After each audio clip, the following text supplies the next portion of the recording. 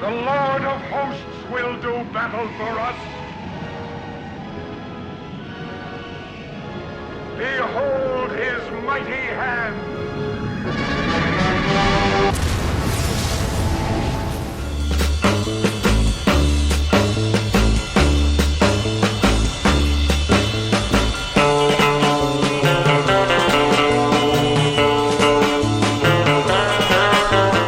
Everyone, and welcome to the Omega Files. I'm your host, Dr. Freedom, and this week we've gathered to discuss the Ascension of the Cybermen. Yes, I know it kind of sounds like suspension of the Cybermen, something that you would have fixed on your modern-day car, but a very interesting story with some very interesting twists and a side story we can't quite yet comprehend about a young Irish boy who grows up to be a cop that, he's literally a redheaded stepchild, ain't he? But okay. Let's move on. Let's go to some other stuff. I want to hear what you guys have to say on it. So let's start at the bottom this week. Let's start with Beefhead. Did I enjoy this week's episode? Yes, I did. But really not for the reasons that you would think, to be honest with you. I enjoyed it principally because of the lone Cyberman, the Irish story, however you want to look at it, and the supporting characters. And that was the reason I enjoyed it. That's what kept it going, to be honest with you, for me. I found the companions a bit irritating this week and didn't really do much. Ryan didn't do anything. I found Yaz quite shouting, quite irritating, to be honest with you. Graham gets a pass because Graham is Graham, and they sort of fall back onto the safe thing with him. But by about halfway through, I would have thought after Orphan 55, where he was like more concerned with, Ryan and not letting him out of his sight and the duty of care and everything like that, that sort of got forgotten about halfway through with regards to his character. And tonally, I found the companions off because when they find out that there's basically this side of the universe, there's only 7 humans left. The Doctor went against what Captain Jack warned him about. I'd be more impacted. I would be more resentful towards the Doctor.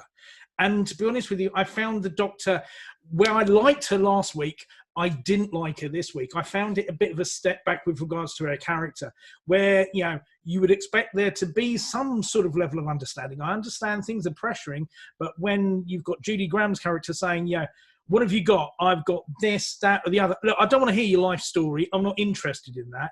I found that a bit curt and made her pretty much an unsympathetic, unlikable character. It seemed to be driven, to be honest with you, by the humans in this. The lad could hack the cyber ship quicker than she could. They knew where they were going to Koshamus. I found the cyber drones a bit crap, to be honest with you. They looked awful. I was more interested in the island story, because there's something with that. There's more to that. And this seemed to be a hell of a lot of setup without much moving forward. This is all set up, this first episode. And I worry now that next week is going to be rushed. So, my criticisms as they are, I still enjoyed it, but not for the reasons that you would hope it would be, which would be the companions and the Doctor coming together. It wasn't. I love the lone Cyberman. He's brilliant. He's like a guy, like a cult leader, for want of a better term, because he's driven by his own passions, his own desires. The scene where he faces down with that guy and said, I'll let you live so you can go away and tell people to be scared. The way he's the one that makes other Cybermen scream. I love that. That's an interesting character, that he just basically wants to destroy everything. There's the bit where there's the speech between him and the Doctor, and she sort of goes, oh, well, you hate every part of yourself. And he turns around and goes, yeah, I am. And what? And that's it. She's got no comeback. So like I say, he's the best character, and the supporting cast, which you would think would be perhaps the sort of the tag-along guys, tended out to be the star for me. So yeah, I enjoyed it, but I found the focus, the thing that the show's supposed to be about, lacking. Okay, moving forward. Let's go on to the next person here. Let's go over to Graham. Follow that. I agree with Beef a lot. I mean, the regulars didn't, have a poor showing as much for me as they did Beef, but Yeah, this was essentially about the lone Cyberman. You had the Irish Clark Kent story of the poor orphan child found in the potato fields and grew up to become a cop. And by the end of it, you realise, okay, right, he's done his service in the guard, and yeah, he's essentially what we presume will be answered next week as the lone Cyberman, which is a really interesting setup. As Beef alluded to, this is 100% setup. I just, like him, I worry, is 65 minutes going to be enough to, end this to a satisfactory conclusion? Who knows? You're not going to get answers to everything, and people are bitch regardless, but we'll see what they leave hanging for next year. The supporting cast were fine. I feel that the cyber drones, yeah, they were a bit crap, but I got a kick out of them when they first appeared because to me they looked like flying handles. So I got a wee chuckle out of that. But other than that, I kind of grumble. I was entertained. I was never bored, but perhaps maybe striking the right notes in every area that it should. But still an entertaining episode nevertheless. I never thought of it that way. The flying handles. Da, da, da. Okay. Let's move on to Texas Tim. Yeah, like it's been said, it's really hard to rate this because it is 100% set up. So it all depends on how they finish it off. They set up a lot of dominoes here to knock down next week. But I think they did a really good job. I thought it was very entertaining. I thought that the opening was brilliant with the credits coming out of the Cyberman's eye. That was awesome, and of course the cliffhanger was awesome too. I didn't see that coming, and I thought that was great. But it's just, I don't know. Again, you really can't describe it. It's all going somewhere, but they really didn't finish anything this week. So it's all gonna, how like last week was a prequel to this sort of its own adventure. This is the first of two parts. There's really nothing you can add at this point, I guess, about how it's going to all turn out, except that I guess, that the Master's done something pretty disastrous and done something with Gallifrey, and I guess we just have to wait and see. Yeah, I too am curious how they're going to tie it up in 65 minutes, but good luck with that. All righty, let's keep moving. Next up on the docket, let's go to Jack. Yeah, this episode was kind of hard to judge because, like you guys have said, it's pretty much all set up. At least that's what it seemed like.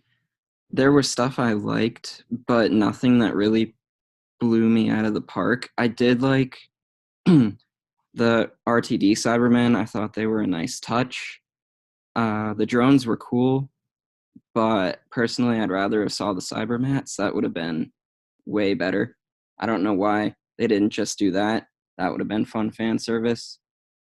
The main cat, yeah, I agree with Beefhead. The companions kind of irritated me, specifically Yaz and Graham. It's felt like all they were there to do was give speeches to the sidecast about how there's still hope. Ryan did nothing, but that's honestly fine. And I mean, Jodie was good, but she wasn't really the star.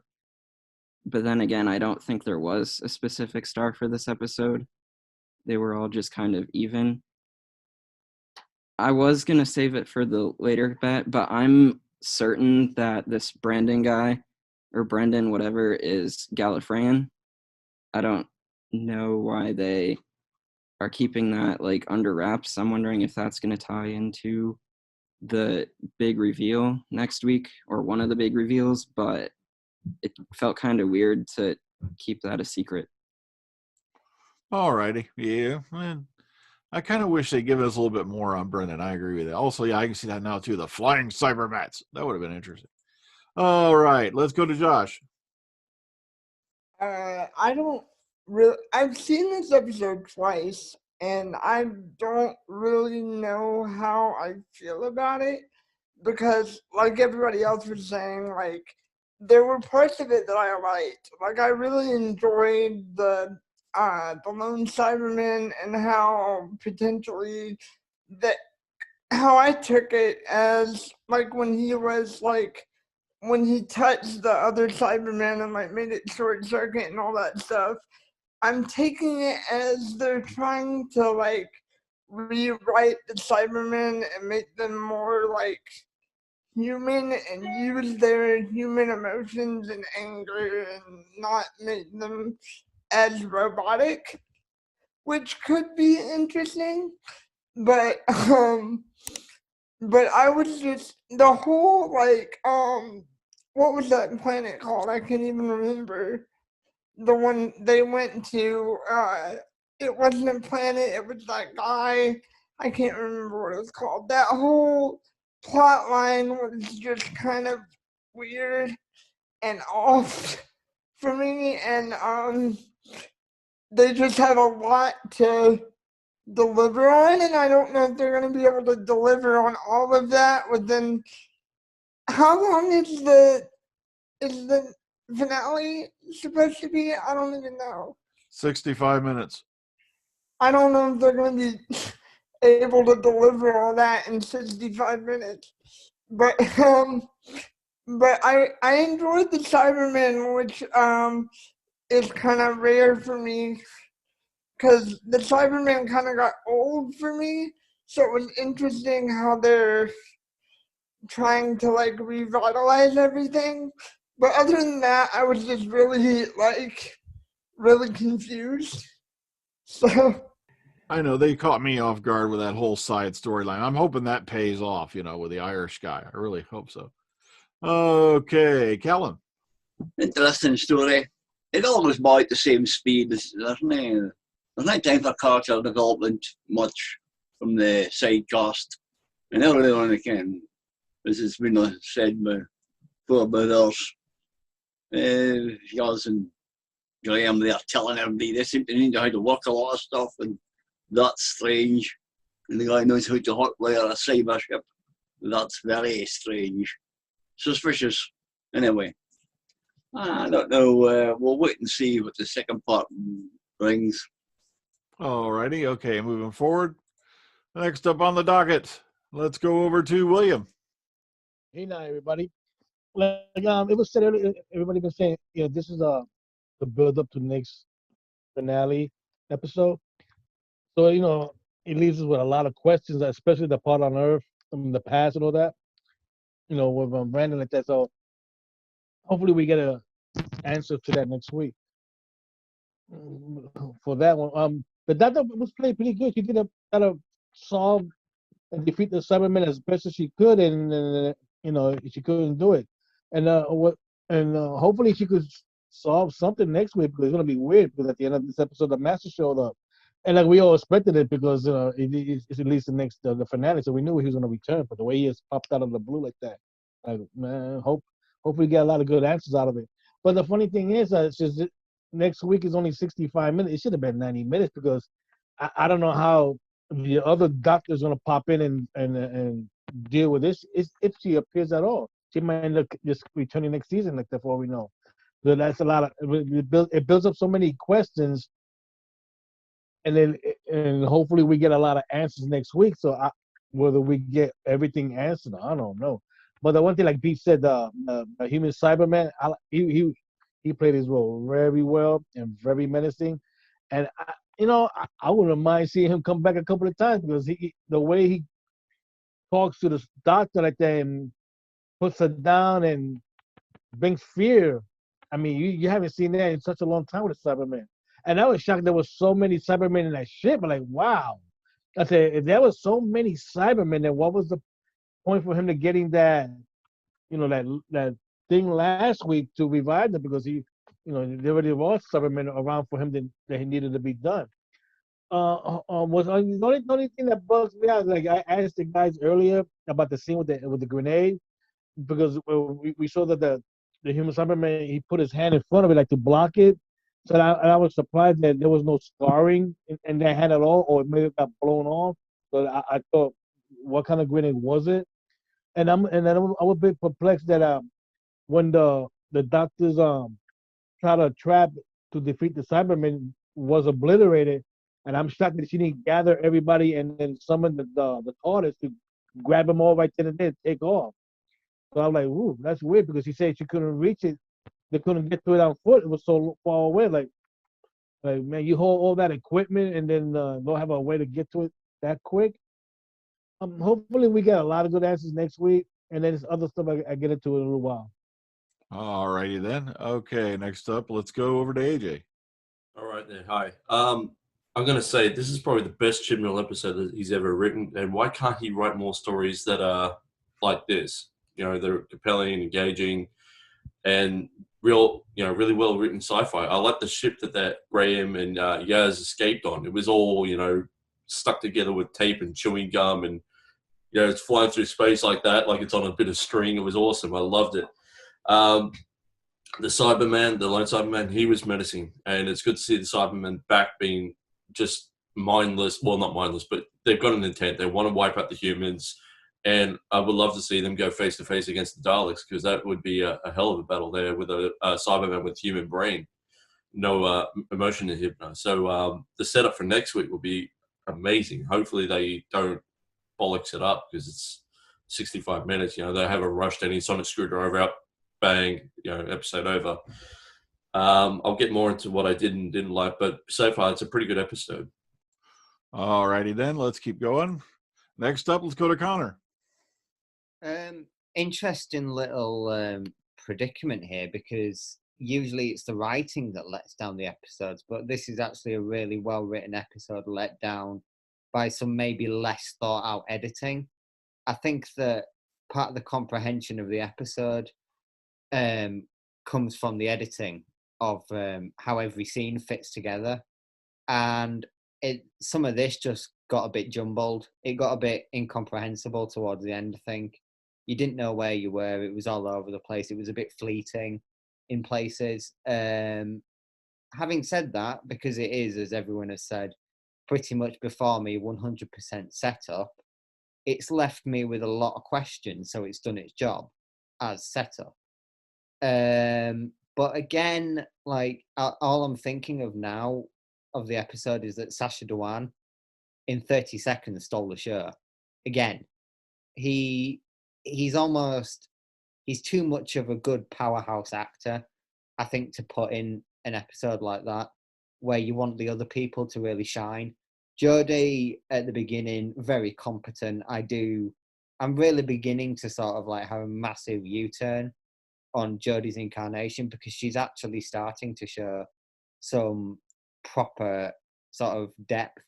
I think the curtness, while I agree with Beef that it came across quite out of character for Jodie's Doctor, because I don't even think that she would go that aggressive towards that side of the personality thing, I guess you could say. It felt right. She was a woman on a mission. She knew that this was the last remnants of the humankind, so she had to at least try and save most of them. So the fact that she was just there and getting down to business quickly, I think was a nice change, rather than her just bumbling around, thinking through the answers, like I said last week, where she just seems to pop into her head. She's actually trying to force the issue, really, of the predicament. The Cybermen I really liked. They were some of the best Cybermen of the modern era. I do like how they suit a relentless sort of Terminator-esque persona, where they just keep on relentlessly chasing these humans until every single one of them is dead. That's brilliant. That's what the Cybermen should be like. The music was Akinola, probably close to his best. I think he's had a few good soundtracks. It's difficult to compare because they're all kind of like different in tone, but I think that this is one of the ones where he's gone very bombastic. It felt very Star Wars in that it was like a space opera rather than just straight sci-fi, because it was like it had quite a big canvas, and you saw all these big ships. The CGI on everything was stellar this week. They didn't really let anything slip. The supporting cast was really good.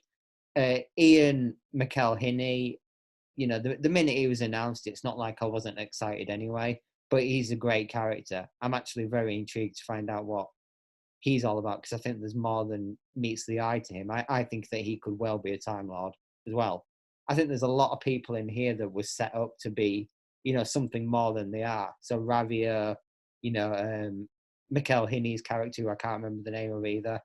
and obviously Brendan. Don't know what the hell's going on with Brendan. That's something that I think is going to be maybe one of the main through lines of next week, which will be interesting to find out about. 65 minutes. I think Chibnall's got a good eye for pace on these two parties, I'm noticing. Particularly this week, I did like how though it was only set up. It felt well paced, so I'm confident that he could pull it off. It's just whether or not it's his day where he can write a decent script or put out a piece of crap like Saranga Conundrum or something. You know, that'll be the difference. So I think in really summary, I think it's the editing really that lets it down the most here. But other than that, well written, action packed, great Cyberman adventure really. Yeah, as long as it doesn't turn out to be arachnids in the UK again. No. Okay, moving forward. Let's keep going on. Let's go over to DWC. Yes, certainly a great action-packed episode, if nothing else, because we haven't really had something quite action-packed in a long time. And even in that opening shot, there were actually some characters which I thought were meant to be relevant, because you had the one who were saying, "Oh, this is my brother. He doesn't speak much." I'm thinking, okay, this is going to go somewhere. But oh, kill him off. Okay, that was a bit of a surprise. Unlike Tim, I actually did see the ending going, that the big dimensional portal was going to lead to Gallifrey, partly because, well, we're getting near to the end of this, and we know for the next one it's the Timeless Children, and plus it was all purple, and, well, if we've seen through the Doctor's vision with that little girl and those pillar that it's all purple, but that's rather beside the point. Overall, yeah, I did enjoy, but there are always, as Beef has sometimes said before, how it's always easier to highlight the negatives, and yeah, there were a number of negatives. I didn't like the drones. I thought those were rather stupid. In fact, a lot of the CGI in general for this, I was like, come on, Deneg, what are you doing? We know you're better than this. And there was also one part that really kind of just threw me, or just continuity-wise, which is there were two shuttles that came first. Okay, fair enough. And frankly, I think we all know why they was there, because we needed one to be stolen in the first place, and so Simon could chase them. But it was made very clear when you look at that setup that you needed two Cybermen to pilot it. There was the Cyber Leader and two Cybermen as soldiers. So all I was thinking was, where are the other two that came from the other ship? That's not even explained at all. But yeah, but those are the only gripes I've ever really had with it. Overall, it was certainly a fun episode. They were caught using the Cyber John. You know, they're off behind a bush somewhere, you know, lubricating on the bushes. Okay, moving forward. Let's keep going. Let's go to Paul. Hello. Yeah, I thought this were an awesome Cyberman episode. Got it action-packed, yeah. The new Cybermen with what I thought is the head of the invasion ones. Someone said it's not right, but that's what I thought.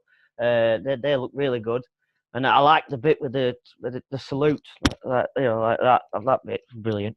But someone's mentioned the stomping, and I agree with them. They need to get rid of the stomping noise. This person said you can hear them coming a mile off with the stomping. Yeah, I agree. Good intro with the titles coming out of the eyes. Yeah, I agree with that one. Yeah, the island thing. Brandon, I'm interested to know where he fits in next week. What else have I got? Yeah, I like the mention of gold again. That's a good past reference. Yeah, I weren't too sure on the cyber drones either myself. Yeah. I think it would have been better, as someone said, I forget who it were now, cyber mats would have been better. I agree with that. Yeah, and when Yaz is calling him on the radio, I thought she was going to say, Graham and ravioli. That made me laugh a bit. But yeah, I'll leave it at that for now and talk later. Cheers. Okay. All right, let's keep moving. Let's go to Bo. I like this episode. It was good. But it did drag on a little bit in a couple of bits. I like the cyber drones. I thought they were good. The lone Cyberman, he was great. I thought the Doctor. I thought she was great as well. I like the new Cyberman design. I thought that was all great. I like the bit at the end. The Master appearing at the end. I thought that was all great. Yeah, it was a great episode. I quite enjoyed it. Oh, alrighty then. Let's keep going. And last, but certainly not least, let's go to Philippacha. I like this story. It was all right. Do you know there's one nice little callback I did like out of it? The ship that the remaining humans fled to, the little small thing. That's a callback to the 10 Planets Cybermen ship. If you remember in the 10 Planets, the little round square little pod things. So that's a nice little callback. The idea of the flying cyberheads being like, I thought it was a bit silly, to be honest. I thought you don't really need to do it like that. Yaz and the companion. And just, there's another thing. When Jodie kept when all the shooting and stuff was going on, she kept going, "Fam this, fam that, get down, fam." I was like, "Oh, please shut up, woman. Don't stop calling him that." It's so irritating. But Ashad, he was better this time than I thought he was in the previous story. And he was a lot more. I don't give a fuck. I'm going to get what I want out of you lot. I'm going to sort you lot out. That was really good. Now the question I like. When Koh Sharma sent the people that he got through the portal, where if they went into to Gallifrey, where it's half destroyed, did they meet the Time Lords, or do they become Time Lords or something like that? Because I don't understand. It depends what timeline that is that they've gone in through that portal. The story about Brendan, yeah, as everybody said, I think he's part of the Timeless Children scenario. It has to be. It doesn't make any sense otherwise. And that's a good thing I'm looking forward to more than the Cybermen story next week. So I want to see where that ends up. But overall, it's a good story. I like the new Cybermen design. I do say, I know I said that they don't look like, they look like Nightmare Silver, but I'll live with it. It's just I hope they do enough next week to justify them being there. I don't want them to be canon fodder and just end up doing nothing. But yeah, look forward to next week. Yes, because we've seen in our time, we've seen, the Vardens invaded Gallifrey, the Sontarans invaded Gallifrey, the Daleks eventually have invaded Gallifrey. Now it's the Cybermen's turn. I wonder if the Rootans are sitting there somewhere demanding, "Where's our number?" But I'll give the thing I do got to mention right off the bat is the whole cyber head drone thing. That was one of the major turnoffs of this episode for me, because it's like it looked rather silly. It really did. It's like I want to make a music video of these things running around blasting these humans, and I'm going to set it to David Lee Roth singing "I Ain't Got Nobody," because it just it's like they look too much like regular Cybermen heads. It's like, couldn't you really sit down and design something new, like maybe a bird-like cyber creature? To me, that would have been really scary. But seeing Cybermen heads fly around, it's like, what happened? It's like, it just didn't work. That part didn't work for me. But, the fact that, there was, they were blasting people, honestly, at least, Jodie didn't go up to the, poor, Ashad and try to give him a hug to celebrate, to solve everything. To me, she handled the situation pretty well. Plus, we got to remember that she's got a lot weighing on her mind, with the death of her own planet. Now she had to hand that thing over, the Siberium, to a shot. And so this is all basically, at this point, it's kind of her fault. So she's trying to rush in there with all these little quick fixes. Like you notice you got, the thing that launches the gold particles. You got the neural disruptor. You got this. And then, boom, it all goes to pot like that. So plus the fact that she was short, she was a little bit rushed because, she knew the Cybermen were coming. So I could understand that. In that situation, you don't have a whole lot of time to be sensitive and, take in everybody, give them a therapy session while you're trying to set up and prepare for an incoming conflict. You just can't do that. So being short with them, I can understand in that case. Now, with the companion things, I kind of agree. The only thing I think that was missing was pom-poms. Because it seemed to me like they were doing a whole lot of cheering, a whole lot of, there's still hope this, there's still hope that. And I agree with Beef, what happened to, wouldn't Graham be sitting there wondering at this point, where's Ryan? That I don't even think he even asked where he was. Did anyone even catch him He saying did it? when they were dragged onto the ship. He was Okay. worried about him. But it I mean, wore off. yeah. It did wear off quite quickly. Yes. Yeah, it seems like after that point, it's like, he'll be fine. You know, it's like that kind of wore on me a little bit as well. You know, the fact that, you know, Graham just kind of like just assumed he's going to be okay. He doesn't know if he got, you know, back to the doctor or not, you know, because he's not there. But other than that, like I said, the Cyberman part of this story was really, really kicking it, knocking it out of the park. It really did. Incredible work by, you know, the actor who plays Ashad. The fact that, you know, he's making that brand new cyber warrior scream inside that chamber. That right there, really, I was like, holy crap. I was like, that one knocked me, you know, knocked my socks off right off the bat. And it seems, yeah, that I don't know what to make of the whole Irish storyline as yet, because I really don't want to judge that until we see how that's going to pan out. It did have an interesting twist at the end, though, where, you know, he seems to have aged. Then all of a sudden there's, I think, Dad and his the police captain who found him, you know, was there with his dad when he found him. And they don't appear to have hardly aged, at least not any, you know, beyond the point you saw them a little bit later in the episode. So wait a minute, what's going on here? Why are they hooking it? Why are they frying him in an electric chair? It's like, so that I don't want to judge on too harshly until we see how that pays out. Plus the fact he manages to, you know, get shot in the chest, takes a dive off the cliff. Is it just me, or did it look like the same cliff from Broadchurch? Maybe I'm going crazy here, because they do use that location a lot, those particular cliffs, so it wouldn't be too much of a surprise. But, you know, I really can't wait to find out how that's going to happen. I really can't wait to find out what's going to go on with the Cybermen, you know, landing on Gallifrey, because at this point, there's nobody there to stop them. If they're landing there in the current timeline, and if Gallifrey, as we saw it in the big gateway, is still all busted up, they can march right into Gallifrey and take it over, and there's nobody there to so much as fire a shot back. Guess what, folks? Gallifreyan's got a lot of, you know, sure, a lot of the Omega archive may be empty, but there was also a lot of other nasty little toys, like major time travel stuff, that the Cybermen get their hands on it. It's going to cause a major shift of power in the universe. It'll put them on the same level as the Daleks. And that's going to really, really, you know, if I was the Doctor and I found out, wait a minute, they're heading for Gallifrey, all I can say is this: bring me my brown pants. Okay, but we've got hands going up, so enough of my ranting. All right, I believe Bo had his up first, so let's go ahead and go to Bo.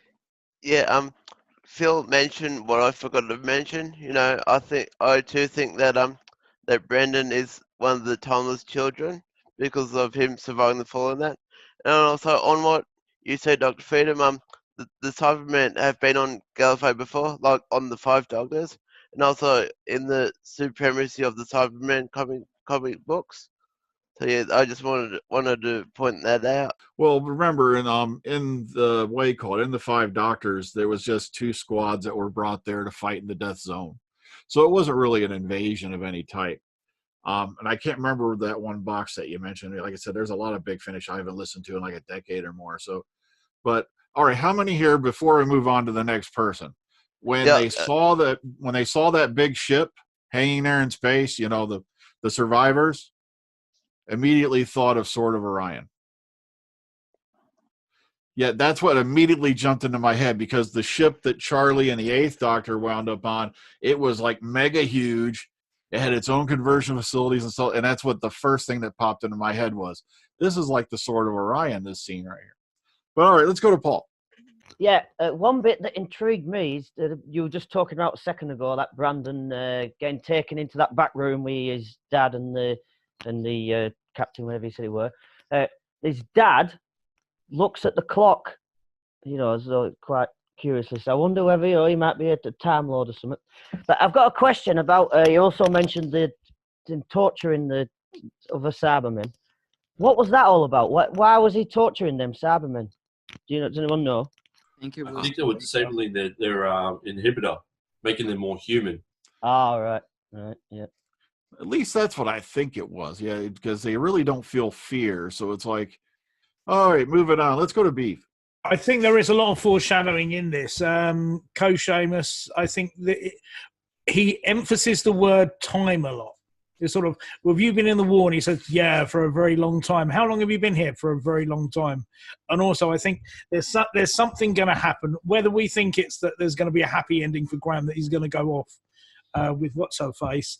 But I think Yaz probably sealed the nail in the coffin where it says, you've come a long way, Graham, patting his arm. It's just like, oh, no, you can see this not necessarily going the way that we think it's going to go.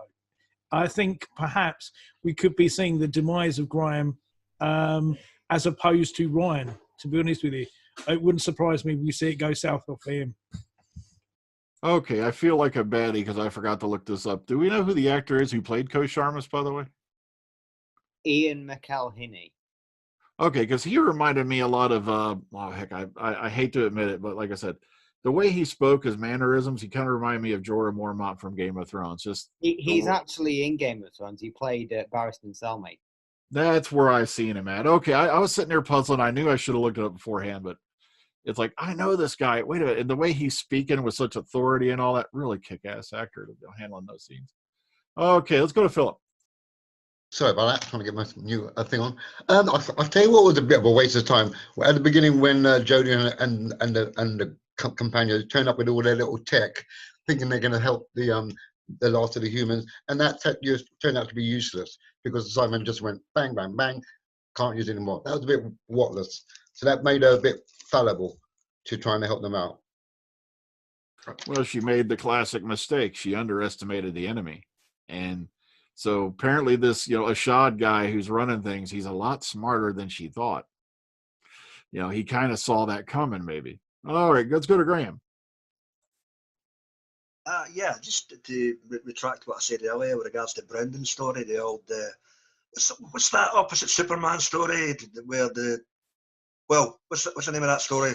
Red Sun. Red Sun? That's coming out as anime right now? No, the one where he ends up evil. Same backstory, but he ends up evil. Yeah, that's Red Sun. Oh, that's film that you're talking about. Yeah, what's that movie? I can't remember what it's called. Oh, you're thinking about Brightburn? Brightburn, yeah. Now, obviously, we don't know what the be-all and end-all of Brendan's overall story is. It's obvious he's either a Time Lord or he's, like I said earlier, the own Cyberman himself. It's one or the other. It's just a question of which. So I'll be interested to see how that pans out. Cole Sheamus, I want to find out more about him. The fella for Game of Thrones, or as I call him, Space Moses. We didn't folks get the mystical promised land portal, and wasn't exactly the pattern of the Red Sea, but it done its job, and it set up your cliffhanger for next week. So I've been interested to see. He's got the stick. Yeah, exactly. Yeah, so all was missing was cyber leader, let my people go. So we'll see what happens there. So I'll be interested to see how they two backstories panned out. Space Moses. Okay, let's go to Jack. Back to Brendan. Well, he's in Ireland, right? Because they've referenced Gallifrey being somewhere in Ireland at least once before in the show. But that's actually not what I was curious about. He literally revived just like Captain Jack. So are we going to see him next week now? Are we getting him earlier than we thought? Yeah, I thought Captain Jack when that happened, actually. That's what came into my head. Because he literally, breathed heavily when he came back, too, didn't he? Just like Jack. Yeah, yep. You're right there, yep. At least he didn't do the, like he just dumped in his pants. But okay, William. Look, what's about Adam? We saw him growing up, and he became a police officer. But not once it was ever shown in the clips with him that he ever dated or got married at all, which is unusual, considering back then at those ages, the family wants more family, genes to be spread out like them. They didn't mention, not show anything like that. A couple thought it surprising. He was on a chair and getting electrocuted. Like, what the? That makes no sense right there. I was a bit shocked that the companions didn't really play that much in this episode. But as we say, this goes to next week's episode. It's all one thing, but it goes again because we had so many questions and so many people next week the next week should have been a little bit more longer than 65. It should have went at least 10 or 15 more minutes more longer. So I hope everything's solved next week. That's all I can say right now. Okay, let's go to Callan. Yeah, on the subject of the cliff, ever notice that when he falls down off the cliff, his head's pointing away from the cliff, but when he lands, he's the opposite way around. He must have been athletics, so he bound up to do a backflip and turn himself around like that. Good on him. I think they should have shown him doing it like a half gainer. You know, they're really all right. Let's go to Josh. Going back to the whole Brendan thing, I was thinking, because I was able to watch this through about 2.5 times, so I noticed on the little clock they had a little insignia on it. When they had him in the office or whatever it was, they had an insignia on it that reminded me of like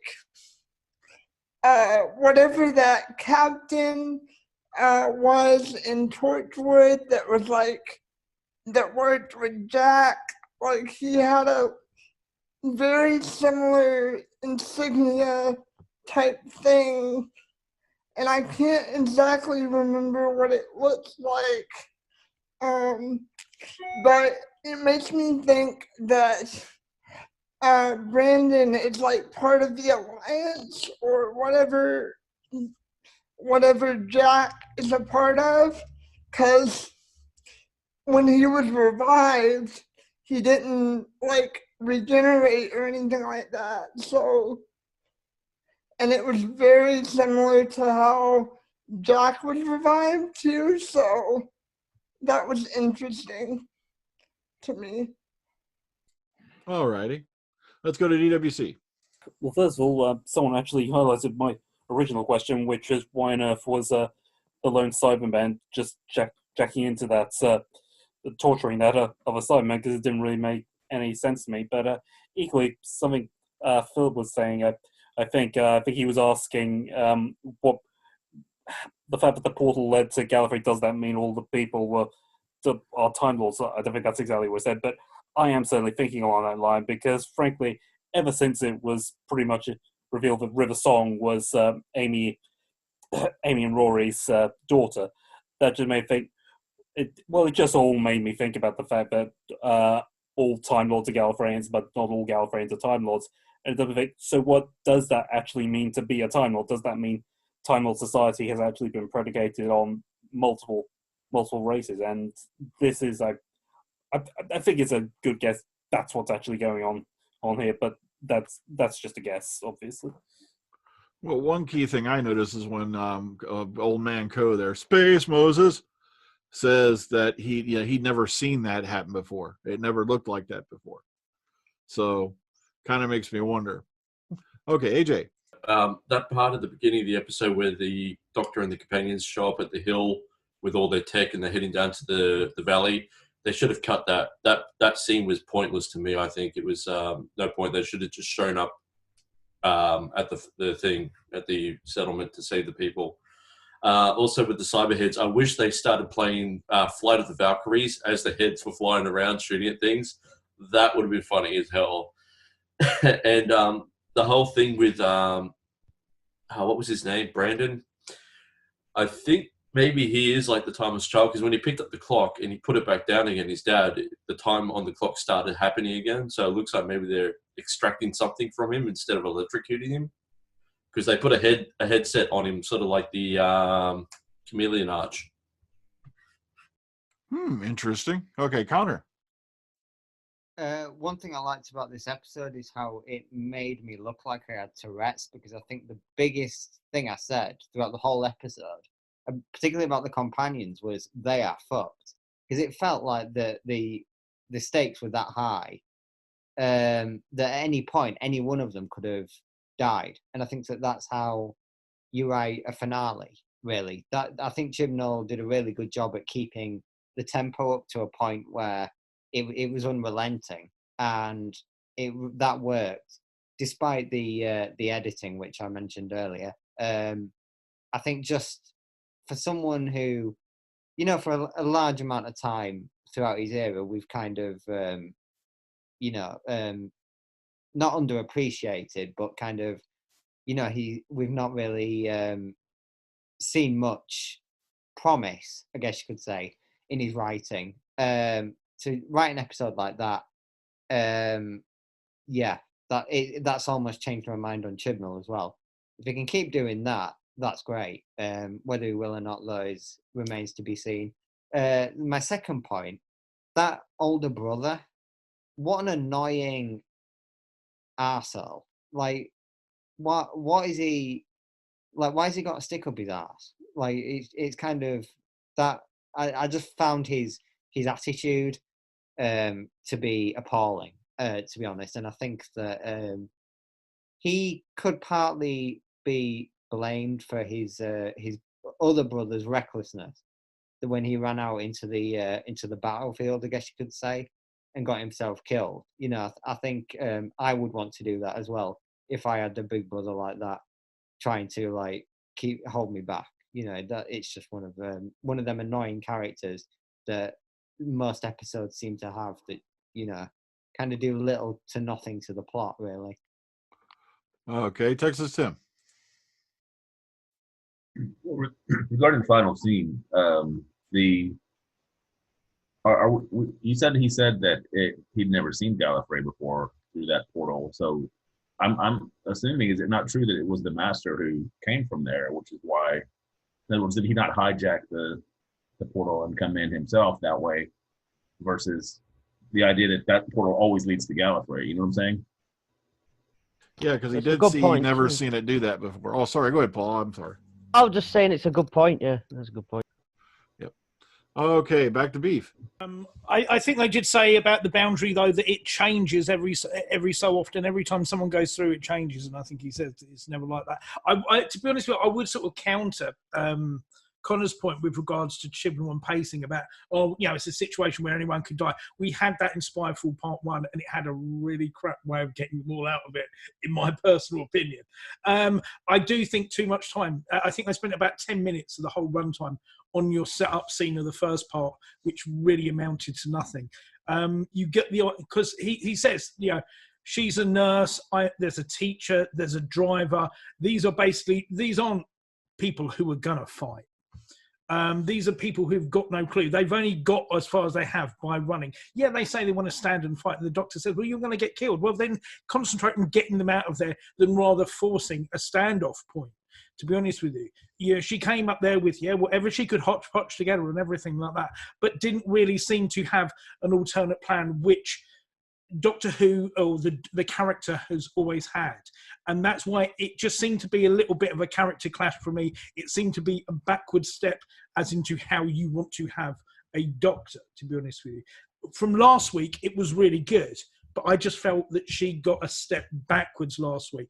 I can understand the situation is harrowing and everything like that, but I do feel that she was unnecessarily harsh on the people that shouldn't have had it, even when she snaps back at the companions. And I want to know, what's the deal with the Cyberanium? Because this was the big MacGuffin last week. It didn't seem to do much this week, really, apart from give the lone Cyberman inner peace. But he was a nutcase anyway. So I want to know what the deal is with that. Okay, Graham? Yeah, just the touch on people's reservations about the 65-minute runtime next week. Deal with it, folks. You're not going to get answers to everything next week. He's already come out and said some of this shit's going out next year. It's just a question of whether the stuff you did get answers to is satisfactory to the individual viewer or not. So time will tell.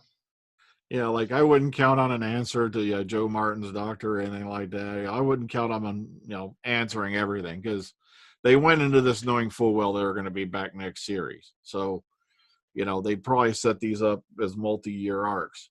So that way, when they do go out in series 13, which, if someone does leave, then, they go out with a bang on that. Who knows? Okay, let's go back to Philip. I find it interesting that when those police people were sort of like putting Brendan in that chair, and then they told him it's time for him to forget things. It automatically made me think Joe Martin's daughter, because she's got no memory. Now they're going to wipe Pete's memory. Does he then sort of like, this is proposition, does he then eventually when he dies of old age, he regenerates into her? And that's why he doesn't remember anything. Well, she doesn't remember because she was once him. And where did the baby come from? Who left the baby in the first place? That's what I'd like to know as well. That's going to be interesting. It'd be kind of bad if found out the master did it. Let's just be glad the baby didn't get mixed up with the Professor Yana baby. That would have been one hell of a paradox, man. You know? Okay, back to William. Here's a funny, you say like a question like that.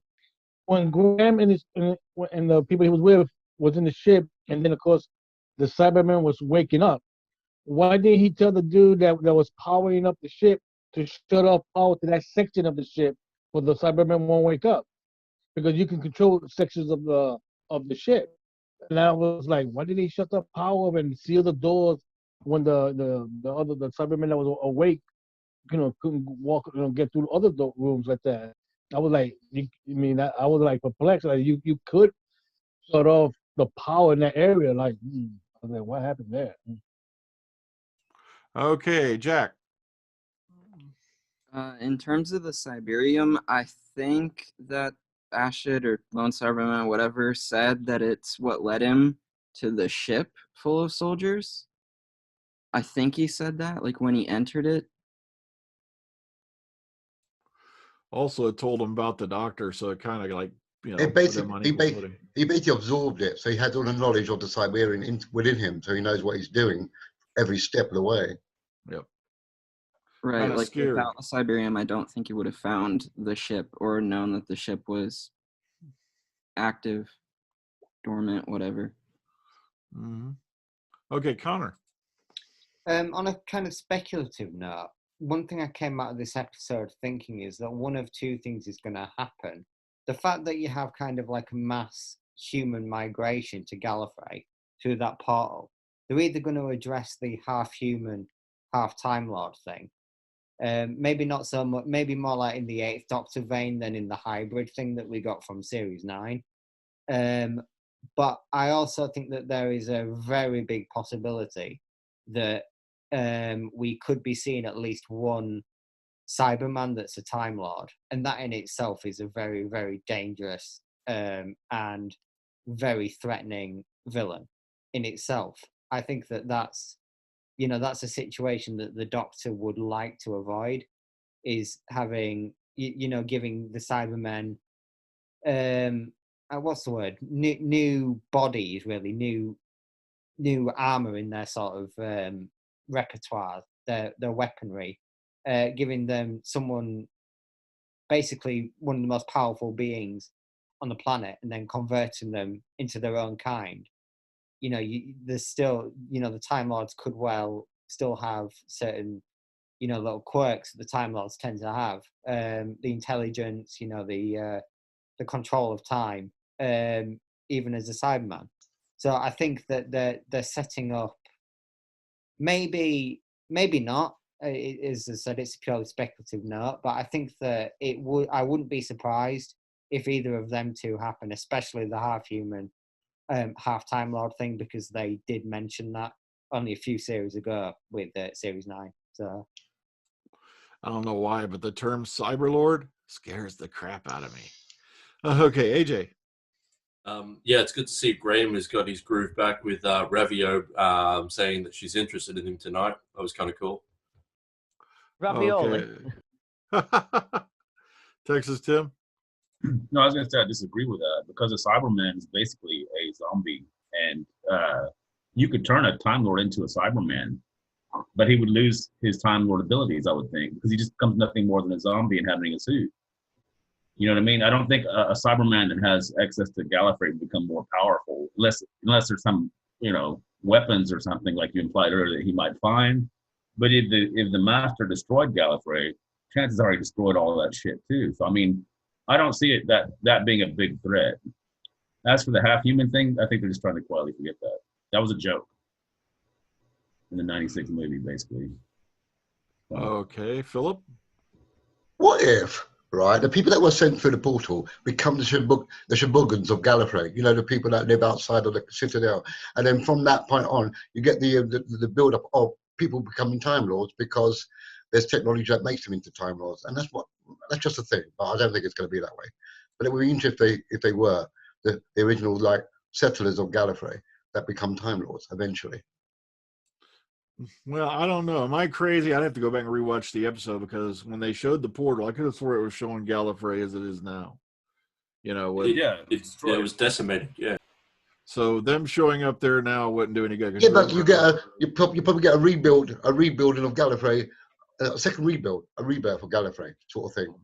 Also, I think even Whittaker, I can't remember who explained it to the Doctor that your people became the way they were as a result of exposure to the untempered schism over a period of like millions of years. So it wouldn't be like, I don't see them becoming. Yeah, a lot of people have been panicking about this on Twitter, by the way, that somehow they're going to turn these people into the founding fathers of Gallifrey. And I'm like, not exactly, because as far as we knew, Time Lord society, like I said, it took millions of years for them to evolve those abilities. So it's not like they're just going to show up there and magically become Time Lords as humans. It's not going to just happen that way. It's all right, Connor. I think another possibility, a third possibility in the speculative sort of vein I'm going in, would be that maybe they're like trying to set up another Time War situation where it's it doesn't necessarily wipe Gallifrey out of the picture again, but it certainly, goes back a bit to the Ninth Doctor sort of era where, he's all angry again, or she's all angry again, I should say. I think that there is I kind of had the Time War in my head when, especially in the Next Time trailer, the Master was talking about the Cybermen and him are going to basically decimate Gallifrey and attack Gallifrey. It just rang the bell of the Time War really in my head, I think. And I'm not putting it past Chibnall to do something so not reckless but so huge to that, to kind of almost not undo the work of RTD and Moffat, but to change things up again where Gallifrey, everything on Gallifrey isn't as plain sailing as the Doctor wanted it to be after Day of the Doctor. So it could just be a way of complicating matters even further. Okay, Philip. Okay, that's an interesting point because it's like at the end of in the Next Time trailer, you got Ashad saying set call for Gallifrey. Basically, what's the point of going to Gallifrey unless you're going to go there to do something? So unless he's chasing after the remaining humans that have gone past the boundary, and he still wants to eradicate them there, that's the only reason I can see him going to Gallifrey. If it's already destroyed, there's no point in going there unless you're chasing after the humans. Okay, Texas Tim. Well, this is why I thought it was a bad idea to destroy Gallifrey again in the series, because you had to have that as a situation that the series came back with, and it was resolved. So bringing it back is nothing new. They've already done this, and it's Gallifrey, it's Time Lords. All they can do, they can just rewrite it and change it. You know what I mean? All they have to do is change things. They can travel in time. So I mean, they can stop this from happening anytime they want to. So I mean. As a plot function, I just think it's done. I thought it was a mistake to bring it back because I don't think it's that compelling as a storyline anymore. We've already seen it done over the past few years. So I mean, why bring it back at all? Me, the second destruction of Gallifrey, as long as it stays final, because if they bring it back again, it's going to kind of cheapen the whole concept of it, in the first place. I think Gallifrey, and like I said, as long as classic fans always seen it as a big part of the lore. But at the same time, when the words of Chris Eccleston's Doctor, everything has its time and everything dies. Empires, as it said at the beginning of this episode, always fall. And maybe it's just, the Time Lords have had their time. They're done. At least that's the way I'm hoping they're going to go. Because if they bring it back again and everything's jolly happy and everything's back to kids dancing around the maypoles, it's just going to cheapen the whole thing for me. So I'm kind of hoping this time Gallifrey kind of stays gone, because even when it wasn't there, as Texas Tim said, we didn't care. No one gave a damn about Gallifrey till the Time War thing started getting ramped up. So I'm hoping this time they kind of just leave it dead. Okay, don't Don't resurrect it. Don't bring it back. Just call it a night. Gallifrey's done. It won't be back. Don't enjoy the veal. Okay, Bo.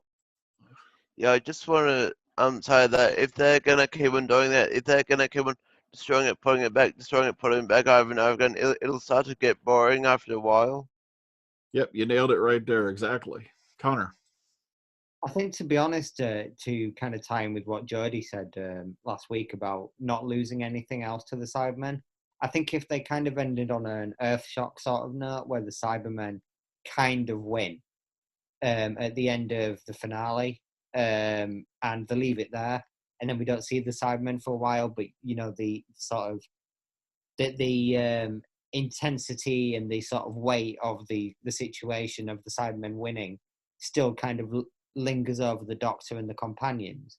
That would be, to me, a great way to end it, and it wouldn't be, you know, the greatest, most original idea on the planet, because obviously, like I said, they just did it in Earthshock. But it would certainly give this new era, and even Series 13, a new edge that I didn't originally anticipate they would give. Okay, Paul. Yeah, I just wanted to comment on what you just said, Brian, about the making the final, the Time Lords and the Gallifrey thing. Unless they brought them back, the ones in the War Games, because I've said on a previous podcast they were badass. Them ones, you know, they could dematerialize people, and you know they made that the Warlord talk just, you know, with a light, stop the light. So if it brought them back and they were like that again, you know, I'd disagree with you. But otherwise, yeah, I would do. Okay, AJ. For me, when Jodie had her freak out to the companions when the Cybermen were approaching, now she's concerned for her companions' welfare. Now she's worried. Now she wants to save them. After all the stuff that she's put them through and all the danger, now she's worried. Okay, Graham. Well, I guess it depends on the situation there, AJ. Just to pick Connor up on his point about the Cybermen effectively winning, a la to Earthshock. Can I remind everybody, the Cybermen weren't the only people who won an Earthshock. We all won an Earthshock. Screw you, Adric. No, he'll never know if he was right. Okay, Philip. I like Adric. So do I, actually. Anyway, going back to this Gallifrey thing. Right, if Gallifrey's wiped out again, who controls the timelines and the web of time? Because you need Gallifrey to control the web of time. So that needs to be sorted out one way or the other. Because otherwise the universe is going to be in flux with all sorts of timelines broken, twisted, and mucked about with. That's no canon. Well, wow. Timeline's a timeline. It doesn't have to Yeah, but they were there to govern time and make sure that it doesn't go. No, they weren't. Yeah, No, they have to sit in their backsides and they need nothing. Now, devil's advocate here. I think David Tennant's Doctor said they did, though, didn't they? Didn't he? The Time Lords weren't always there from the beginning of time, though. So the timelines were fine even before they were around. Yeah. Anyway, They've been around for what, 12 million years, and so that's a long time for Time Lords. You need to put a B in front of that, not an M. Or to quote Rassilon, all the way back in the end of time, 1 billion years of Time Lord history riding on our backs. Mm-hmm. But remember, the universe, we think, is the last estimate's about 14 billion years old. So there were timelines running around way before the Time Lords were there. And the thing is, it's kind of like, you know, nature in itself. Sooner or later, something else is going to come to fill that void. Could be another race. You know, also people listen to Big Finish. We know there's other time traveling races out there. Maybe somebody's just going to have to pick up the slack. Yeah, true. So, okay, Texas Tim. Well, this is why it doesn't matter, because even if the Time Lords are destroyed, you still have history. I mean, in other words, it's a show about time travel, so you can go see them anytime you wanted to in the past. I mean, they keep going in circles, but I mean, at the end of the day, nothing stays dead forever because it's a show about time travel. All righty. Anything else to wrap this thing up before we go? Anyone else got any more points? Anything? Okay, we're going to put this thing to bed then and move on. All right, starting at the top. Philip Archer, out of 10, how do you rate Ascension of the Cybermen? Out of 10, until I see the whole complete thing, I'm going to give it an 8, because it's not a complete story yet. So it's an 8 for me. Okay, Bo? I think I'll give it an 8.5. All right, Paul? despite them stupid flying Cybermen heads, I'd actually give this a 10 because, like I said, I said in my opening remarks, this was an awesome Cyberman episode. So yeah, 10 for me. Okay, DWC. Yeah, I'm gonna give it an 8. All right, Connor. I'll give it a 10. No, got you there. I'll give it an 8. All right, William. Always getting an 8, but I'm gonna give it an 8. I'm not gonna give it a 10. But it's not bad. But remember, it's only part 1 of a 2-part finale. Now, how much of it we get answered next week, we find out then. All right, Callum. Yeah, I'll give it an 8 and agree with William. Well, it's all the clock holds all the cards.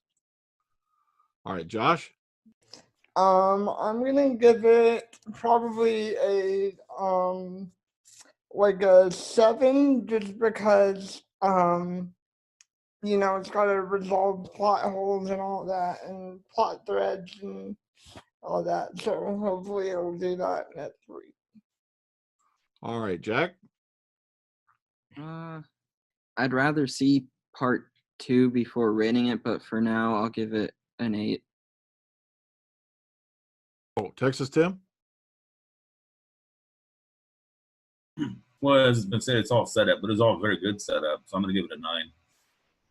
All right, Graham. Yeah, it's done its job in terms of being set up. My rating may change once we see part 2. And for Sacha Rowan's 30-second cameo at the end as a Pantoman villain, ha ha ha ha, da-da, very good. So, yeah, it gets an 8 for now, but it may change over time. All right, AJ.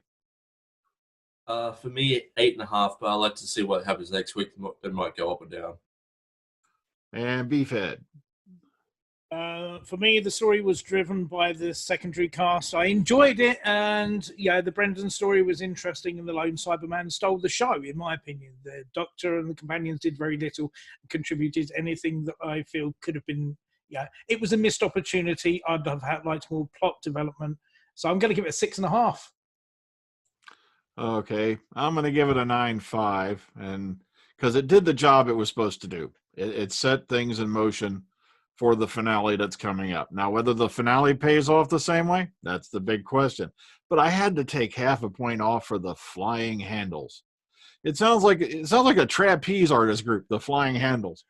But I can't give them a 10 just because of that, because the CGI on it was really shoddy, and they could have come up with something a lot more original than just flying Cybermen heads. They really could have. And that's where they just really dropped the ball on me.